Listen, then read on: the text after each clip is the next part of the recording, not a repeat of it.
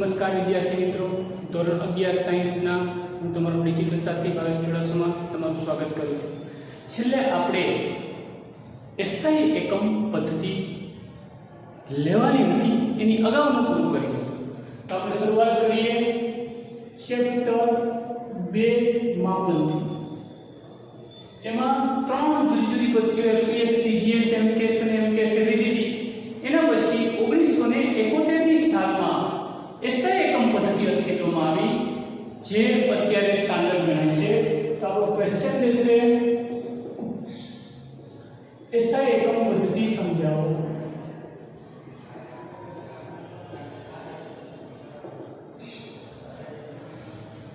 ઓગણીસો ને 71 ની સાલમાં ફ્રાન્સના પેરિસની અંદર જીનીવા ખાતે એક તોલમાપની સંસ્થાના બધા સાયન્ટિસ્ટો ભેગા થયા અને નક્કી કર્યું કે હવે ભાઈ આપણે સમય અને સંજોગો પ્રમાણે થોડીક મૂળભૂત ભૌતિક રાશિઓ વધારવાની જરૂર છે.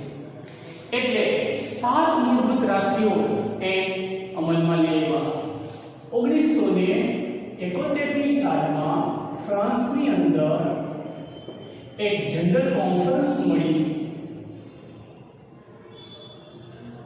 અને એસઆઈ એકમ પદ્ધતિ, જેને ઇંગ્લિશમાં કહેવાય સિસ્ટમ ઓફ ઇન્ટરનેશનલ, અસ્તિત્વમાં આવ્યું. એસઆઈ એકમ પદ્ધતિ અસ્તિત્વમાં આવી. સિસ્ટમ ઓફ ઇન્ટરનેશનલ શું વિશેષતા હતી આ એસઆઈ એકમ પદ્ધતિની? એમાં 7 ભૌતિક રાશિઓનો સમાવેશ થયો. 7 મૂળભૂત ભૌતિક રાશિઓ, એના 7 એકમો અને એની 7 સંજ્ઞાઓ લેવામાં આવી. બધું 7 એકમો, મૂળભૂત 7 સંજ્ઞાઓ અને 7 રાશિઓ નક્કી કરવામાં આવી, જે મૂળભૂત હતી. તો ચાલો આપણે આ 7 ભૌતિક રાશિઓ કઈ કઈ છે એને શોર્ટકટમાં કઈ રીતે બોલાવાય, જેનો આપણે અભ્યાસ કરીએ. સિસ્ટમ ઓફ ઇન્ટરનેશનલ 1971 ની સાલમાં અસ્તિત્વમાં આવી, જેનો હવે આપણે અભ્યાસ કરવાનો છે. એમાં એક નહીં, દો નહીં, નહીં, 3, 4, 7 મૂળભૂત ભૌતિક રાશિઓ લેવામાં આવી, એના 7 મૂળભૂત એકમો અને એના 7 સંજ્ઞાઓ નક્કી કરવામાં આવી. એની વ્યાખ્યા પણ છે, પણ એ વ્યાખ્યા છે એ તમારે કોર્સમાં નથી. તો આપણે એક સરસ મજાનો ફોટો જોઈએ, જેની અંદર 7 ભૌતિક રાશિઓ છે.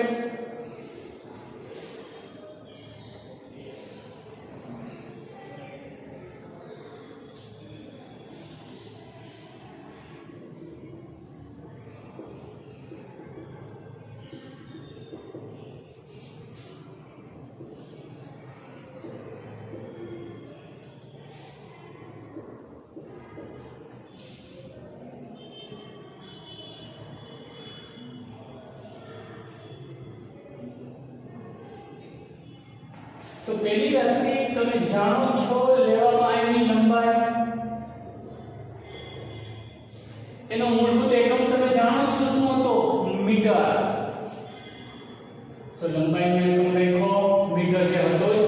અને એ લોકોને ખબર હતી કે અત્યારના જે સ્ટુડન્ટ છે એ મોટું નહીં લખે, કંટાળો આવશે ને, એટલે નાનકડી સંજ્ઞા સ્મોલ m, ધ્યાન રાખજો સ્મોલ m, બીજી એબીસીડી નો m નક્કી કરવામાં આવ્યો.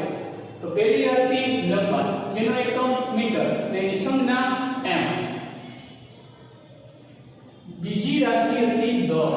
દળને વજનમાં મેં ત્યારે કીધું થોડોક ફેર છે, દળ એટલે m ને વજન એટલે mg, એકમોને બધું લગભગ સરખું જ હોય છે. પણ અહીંયા આપણે અત્યારે દળ લેશું, તમે એવું સમજતા હશો કે દળ ને વજન એક છે પણ ડિફરન્સ છે. તો દળનો એકમ કિલોગ્રામ અને એની સંજ્ઞા નક્કી કરવામાં આવી સ્મોલ કેજી. જો જેટલા સ્મોલ બીજી એબીસી ના અક્ષર છે નીચે અંડરલાઈન કરું છું, ગોળ રાઉન્ડ કરું છું. ત્રીજું સમય, જે તમે જાણો છો, જેનો એકમ સેકન્ડ અને એની સંજ્ઞા સ્મોલ s. જેટલા પણ બીજી એબીસી ના વર્ડ્સ છે એની આગળ રાઉન્ડ છે. થર્મોડાયનેમિક તાપમાન,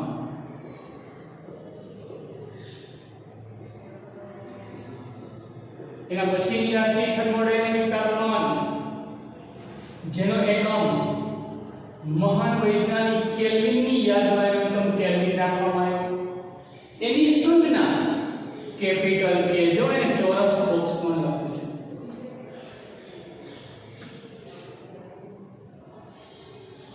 પદાર્થ અથવા દ્રવ્યનો જથ્થો,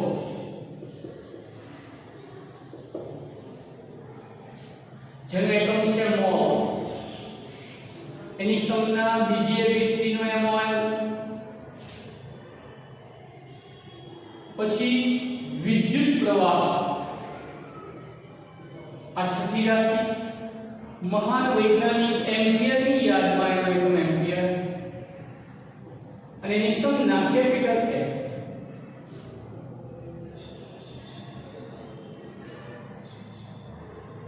દીપ્તિ અથવા પ્રકાશ અથવા જ્યોતિ ની તીવ્રતા, સાતમી રાશિ એનો એકમ કેન્ડેલા અને એની સંજ્ઞા સીડી. તો જો સાત ભૌતિક રાશિઓ નક્કી કરવામાં આવી એસઆઈ એકમ સિસ્ટમમાં, લંબાઈ, દર, સમય, થર્મોડાયનેમિક તાપમાન, પદાર્થ અથવા દ્રવ્યનો જથ્થો, વિદ્યુત પ્રવાહ, દીપ્તિ અથવા પ્રકાશ અથવા જ્યોતિ, ત્રણેય એક જ વસ્તુના નામ છે. એની તીવ્રતા, લંબાઈનો એકમ મીટર, સંજ્ઞા સ્મોલ m, દળનો એકમ કિલોગ્રામ, સંજ્ઞા કેજી, સમયનો એકમ સેકન્ડ, સંજ્ઞા સ્મોલ s, થર્મોડાયનેમિક તાપમાનનો એકમ કેલ્વિન, સંજ્ઞા કેપિટલ કે, પદાર્થ અથવા દ્રવ્યનો જથ્થો, સંજ્ઞા મોલ mol સ્મોલ, વિદ્યુત પ્રવાહનો એકમ એમ્પિયર, સંજ્ઞા કેપિટલ A, દીપ્તિ અથવા પ્રકાશ અથવા જ્યોતિની તીવ્રતા એનો એકમ કેન્ડેલા, સંજ્ઞા સીડી. તમને એમ થાય સાહેબ આ સાતે સાત યાદ રાખીએ અને એકાદું ભૂલાઈ જાય તો મેં સરસ મજાનો એક શ્લોક બનાવ્યો છે, યાદ રાખો. રાશિઓ યાદ રાખવા માટે આ સૂત્ર લદસતા પવિત્ર. શું યાદ રાખશું? લદસતા પવિત્ર. તમે કહો સાહેબ આ શું છે? સાંભળો. લ એટલે લંબાઈ, દ એટલે દળ, સ એટલે સમય, તા એટલે તાપમાન, જેને થર્મોડાયનેમિક તાપમાન પણ કહેવામાં આવે છે. થર્મોડાયનેમિક તાપમાન મહાન વૈજ્ઞાનિક કેલ્વિનની યાદમાં એનો એકમ કેલ્વિન. જો જે એકમ વૈજ્ઞાનિકના નામ ઉપરથી છે એ કેપિટલ રાખવામાં આવ્યો છે, કેપિટલ કે, એને બોક્સમાં મૂકી દીધું. હવે જો જે બીજા બધા બીજે બેસિકના હતા એ સ્મોલ, એ ગોળ રાઉન્ડ આ બોક્સમાં લંબચોરસમાં. પદાર્થ અથવા દ્રવ્યનો જથ્થો, પદાર્થનો જથ્થો અથવા દ્રવ્યનો જથ્થો, જેનો એકમ છે મોલ mol. પછી વિદ્યુત પ્રવાહ. શું? વિદ્યુત પ્રવાહ મહાન વૈજ્ઞાનિક આંદ્રે એમ્પિયરની યાદમાં એનો એકમ એમ્પિયર, વિદ્યુત પ્રવાહ એમ્પિયરમાં મુકાય, જેની સંજ્ઞા કેપિટલ A. એ પણ મેં લંબચોરસ બોક્સમાં બતાવ્યું છે. પ્રકાશની તીવ્રતા, જ્યોતિની તીવ્રતા, દીપ્તિની તીવ્રતા પણ એક જ વસ્તુ છે. બુકમાં દીપ્તિ લખ્યું છે, પહેલા પ્રકાશ હતો પછી જ્યોતિ, બધું એક જ છે. એની એકમ કેન્ડેલા, એની સંજ્ઞા સ્મોલ છે. તમે જાણો છો પ્રકાશની તીવ્રતા શું છે? જ્યારે ગેસનું ને બધું વેલ્ડિંગ થતું હોય તેની જ્યોત હોય કેટલી તીવ્ર છે એ ઉપરથી લોખંડ કપાતું હોય. ધ્યાનમાં રાખજો, લોખંડ સટાસટ કપાયનું કારણ છે એની ધાર, એની તીક્ષ્ણતા. તો જેમ જ્યોત વધારે તીક્ષ્ણ એને કહેવાય જ્યોતિની તીવ્રતા. એ કેટલી છે? એનો એકમ કેન્ડેલા છે અને એની સંજ્ઞા છે સીડી. મહાન સૂત્ર લદસતા પવિત્ર. શું કહેશું? લદસતા પવિત્ર. તો આથી એસઆઈ એકમ પદ્ધતિ તમારે એકમો સંજ્ઞામાં દર્શાવી શકો છો. 7 મૂળભૂત રાશિઓ, એના 7 એકમો અને 7 સંજ્ઞાઓ. વ્યાખ્યા આપણા સિલેબસમાં નથી, એટલે કે નીચે લખેલું છે કે આ માહિતીઓ પૂછવી નહીં. ઓકે, તો આટલી એસઆઈ એકમ પદ્ધતિ આપણે જોઈ શકાય છે. 3 માર્કમાં હસતા 11 ક્વેશ્ચન પૂછાઈ શકે. આમાં ગુજકેટ અથવા નીટમાં પણ ક્વેશ્ચન પૂછાઈ શકે કે ભાઈ એસઆઈ એકમ પ્રમાણે કેલ્વિન છે કઈ રાશિનો એકમ છે, અથવા કેપિટલ કે કઈ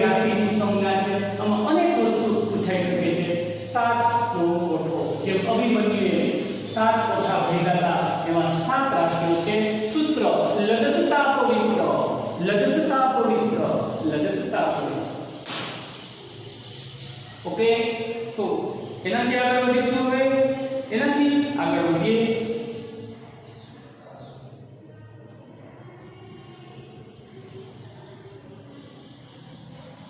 નેક્સ્ટ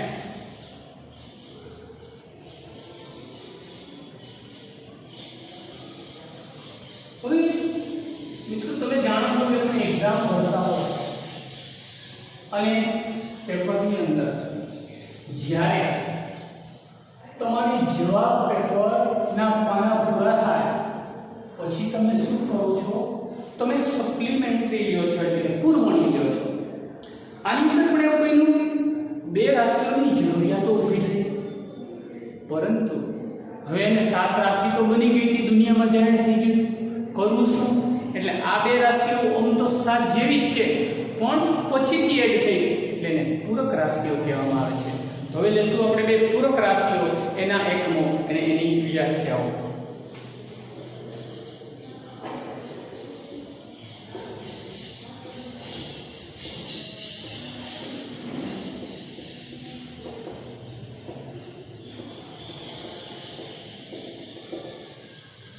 ऐसा एकम पद्धति पूरक राशि क्वेश्चन છે. ऐसा एकम पद्धति पूरक राशि समझाओ आंसर.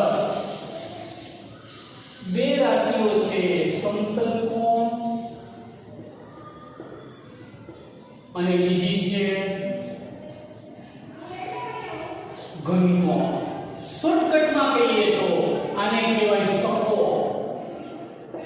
અને આને કહેવાય સક્કો ઘક્કો. સમતલ કોણ અને ઘન કોણ એની સંજ્ઞા શોર્ટકટમાં કેવું છે ને, નાના d થીટા પણ કહેવાય, ઘણીવાર થીટા પણ કહેવાય. ઘન કોણ એને d ઓમેગા પણ કહેવાય, ખાલી ઓમેગા પણ કહેવાય.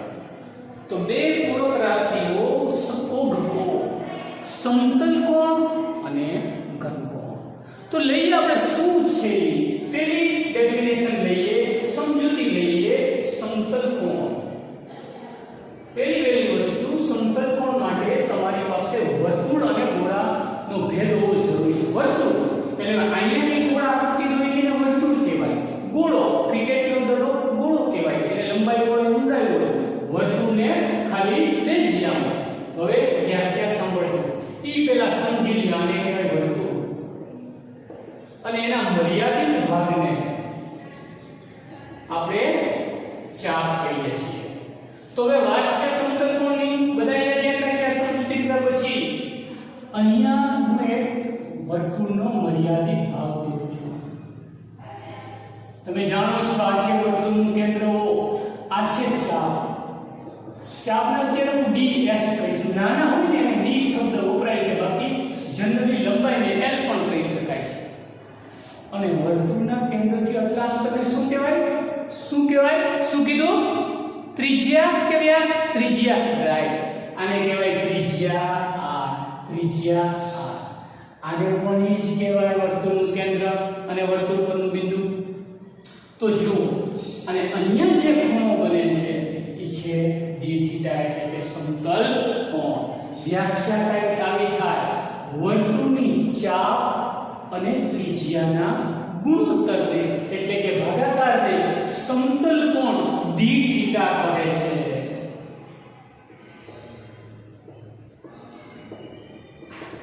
વર્તુળ પરની ચાપ અને ત્રિજ્યાના ગુણોત્તરને સમતલ કોણ d થીટા કહે છે. શું કહેવાય? d થીટા કહેવાય. તો હું સમતલ કોણની જગ્યાએ d થીટા લખીશ.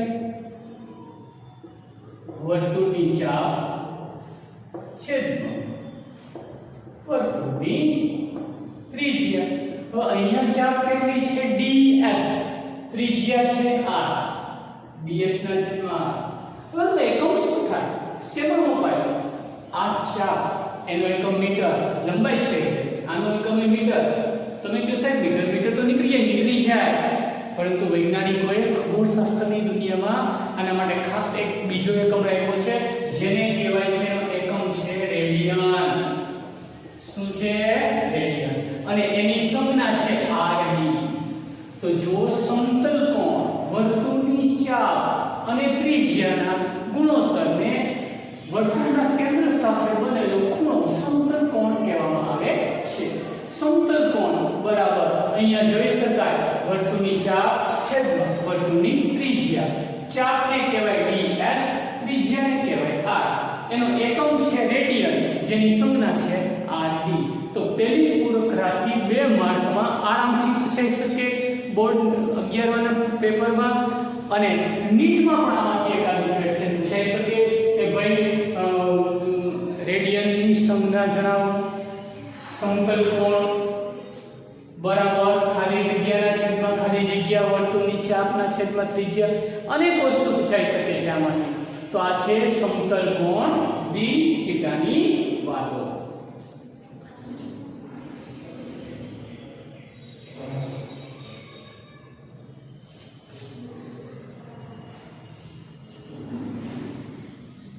એનાથી આપણે વધીએ હવે આપણે બીજો એક પૂરક રાશિઓ ઘનકોણ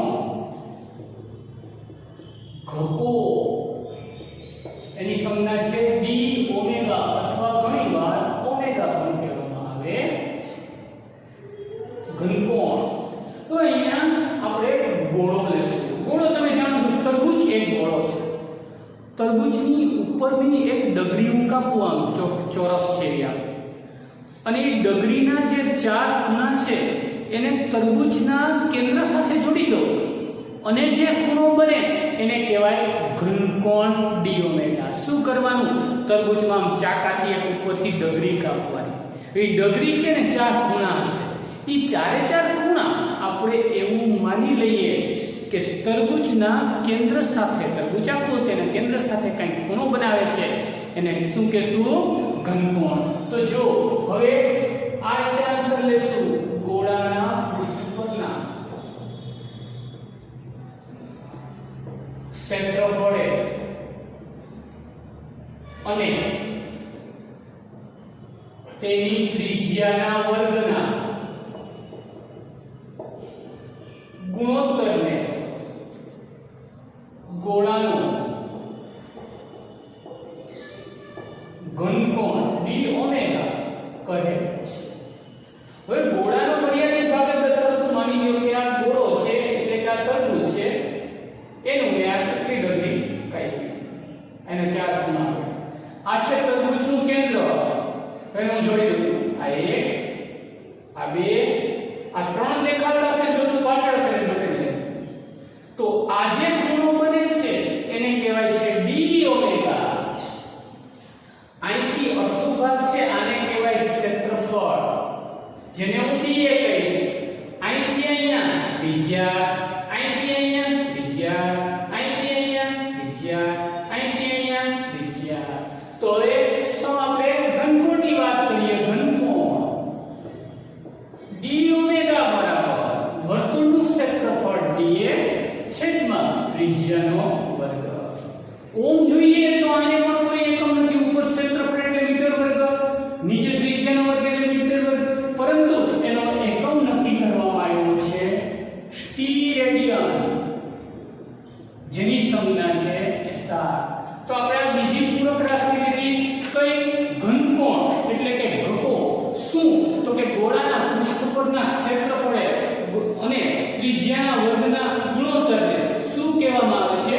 ઘકો d ઓમેગા કહે છે. શું કહેવામાં આવે છે? d ઓમેગા કહેવામાં આવે છે. તો સરસ મજાની બે પૂરક રાશિઓ પણ આપણે શીખ્યા. સકો ઘકો, સમતલ કોણ અને ઘનકોણ. તો બે સરસ મજાની સમજૂતી પણ આપણે લીધી, સરસ મજાની વ્યાખ્યાઓ પણ લીધી. સમતલ કોણ અને ઘનકોણ.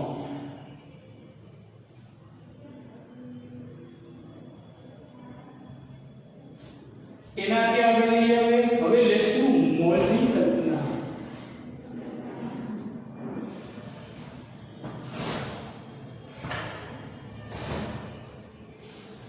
મિત્રો તમે આ શબ્દથી પરિચિત છો જ.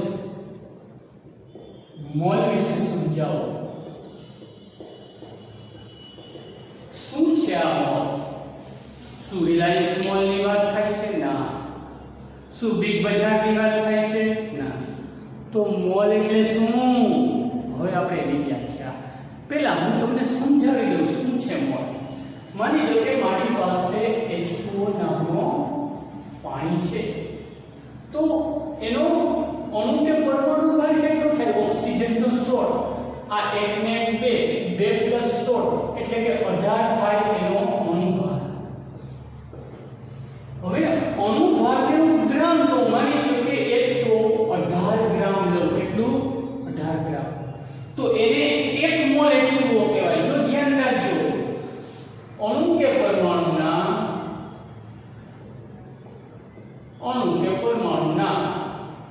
ગ્રામમાં વજનને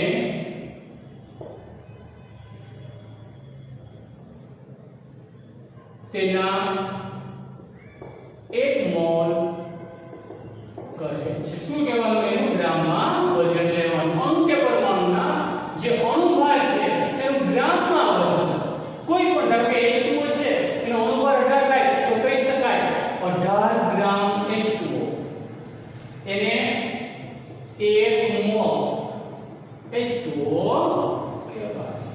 સેમ ટુ સેમ ધારો કે આપણે ઓક્સિજનની વાત કરીએ, O2, તો 16 ને 16 32, તો આનો અણુભાર થાય 32. તો 32 ગ્રામ હું ઓક્સિજન લઉં તો એની અંદર 1 મોલ ઓક્સિજન હશે.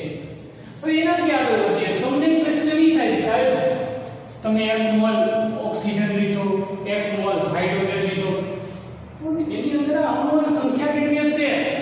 તો મહાન વૈજ્ઞાનિક એવોગેડ્રોએ કીધું. એવોગેડ્રો અંક તરીકે વ્યાખ્યાયિત છે કે ગમે તે પદાર્થના 1 મોલ તમે લેશો ને, એની અંદર 1 મોલમાં અણુ, પરમાણુ કે આયન જી લ્યો એની સંખ્યા આટલી હશે 6.022 × 1023 ઘાત. હું 1 મોલ H2O ની વાત કરું તો એની અંદર H2O ના 6.022 1023 ઘાત જેટલા અણુ હશે. હું પરમાણુની કોઈ વાત કરતો હોય તો એટલા પરમાણુ, હું આયનની વાત કરતો હોય તો એટલા આયન. તો તમે જોઈ શકો છો આ છે મોલની સંકલ્પના. પહેલા તો મોલ કોને કહેવાય? ગમે તે તમે પદાર્થ લો, એનો અણુભાર લેવાનો, એનું ગ્રામમાં વજન લેવાનું. એ કેટલું હોવું જોઈએ? ગ્રામમાં લઈ લ્યો એટલે એની અંદર 1 મોલ હોય. પછી અણુ હોય, પરમાણુ હોય કે આયન. બરાબર છે? તો આ રીતે આપણે મોલની કલ્પનાઓ કરી. મોલ એટલે શું? તો કે આ છે મોલની વાત. આ છે મોલની વાત. તો એક હલકો ક્વેશ્ચન લઈએ. નાનકડો લંબાઈનું માપન. પહેલા તો લંબાઈનું માપન આપણે કેવી રીતે શીખ્યા? લંબાઈનું માપન નામનો ટોપિક લઈએ છીએ. તો ફૂટપટ્ટીમાં નાની કેટલી લંબાઈ મપાય? 1 સેન્ટીમીટરના 10 ભાગો એને મિલીમીટર કહેવાય. મિલીનો મતલબ 10 - 3 ઘાત થાય મીટરમાં. તો જો મીટર પટ્ટી, ફૂટ પટ્ટી એની મદદથી 10 - 3 મીટરથી માંડી અને 10 - 2 મીટર એટલે કે 100 મીટર સુધીનું માપન થાય છે. તમને એમ થાય સાહેબ એનાથી સૂક્ષ્મ માપન કરવું હોય તો સાંભળજો. કોઈ કે મારે 10 - 4 મીટરના ક્રમનું માપન કરવું છે તો શું કરવું? તેના માટેનું એક સાધન છે વર્નિયર કેલિપર્સ.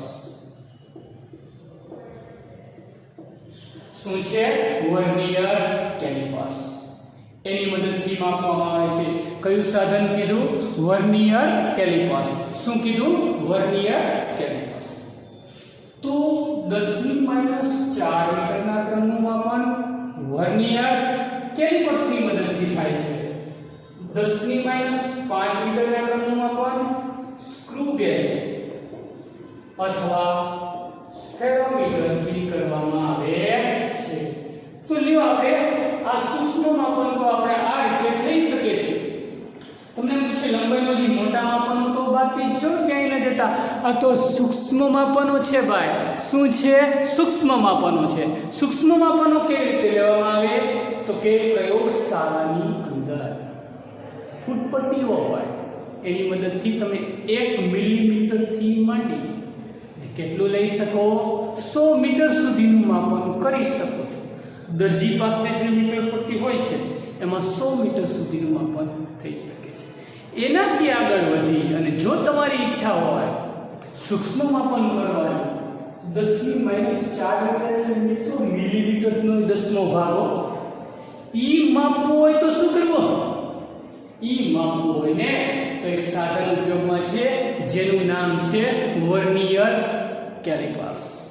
તમે જોશો પ્રયોગશાળામાં સરસ મજાનું 1 ફૂટપટ્ટી હોય, એની અંદર બીજા કાપા હોય, 2 કાપા મેચ થતા હોય, આખી સિસ્ટમ છે એની માપવાની. તો એની મદદથી તમે નાનું માપન કરી શકો છો. એનાથી નાનું માપન કરવું હોય, માની લો કે નાના નાના ગોળા હોય એના વ્યાસને, તેના માટે 10⁻5 મીટરના ક્રમનું માપન થાય છે. મિલીમીટરનો 100મો ભાગ થાય, વર્નિયરનો 10મો ભાગ સ્ક્રૂ ગેજ અથવા સ્ફેરોમીટર વપરાય છે. તો મિત્રો આ રીતે લંબાઈનું માપન કરી શકો છો તમે. તમને એમ થાય સાહેબ મોટું માપન માટે શું કરવું? એની પણ સિસ્ટમ છે હો. એના માટે પરોક્ષ રીતો આવશે. ક્યાંય ન જતા, નેક્સ્ટ લેક્ચરમાં પરોક્ષ માહિતી લેશું. આજે આપણે શું શીખ્યા વિચાર? શું શીખ્યા આજે? એક તો SI એકમ પદ્ધતિ, એની 7 ભૌતિક રાશિઓ, એના 7 એકમો, એ એક અત્યારે લેટેસ્ટ પદ્ધતિ એ અમલમાં છે. પછી એનાથી આગળ શું શીખ્યા આપણે? પૂરક રાશિઓ, શકોઘકોની માહિતી લીધી, સમતલ કોણ અને ઘન કોણ, જેની પણ મેં તમને ડિટેલ્સ આપી દીધી. વર્તુળ પર ખૂણો બનતો હોય તો સમતલ કોણ, ગોળાકાર બનતો હોય તો ઘન કોણ. એનાથી આગળ વધી લંબાઈનું માપન સમજાવો, એની પણ વાતો કરી. ક્યાંય ન જતા, નેક્સ્ટ લેક્ચરમાં આપણે પરોક્ષ રીત એટલે કે દૃષ્ટિ સ્થાન ભેદની અદ્ભુત રીત લેશું, જેની મદદથી સૂર્યથી પૃથ્વીનું અંતર, સૂર્યથી ગુરુનું અંતર આ બધું માપી શકે છે. નમસ્કાર, ક્યાંય ન જતા, આવજો.